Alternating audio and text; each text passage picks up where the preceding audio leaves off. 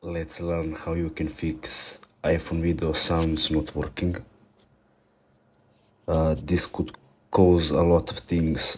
For example, first you would want to check this volume tab on control center.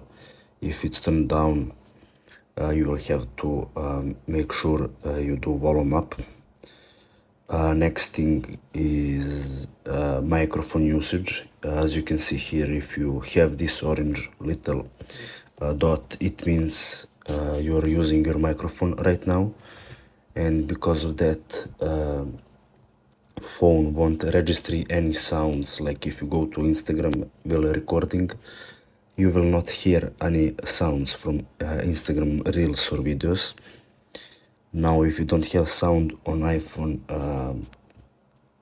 gallery, for example, if you go to my deleted videos, you can see that by default Facebook log video sound is not showing up. To unmute, just click on this little thing here, and you will not hear me, you will hear the because my sound like this. So that's it. If you still don't hear any sound, try relaunching application by swapping up and joining application, entering application again. That will reload application and start from background anew.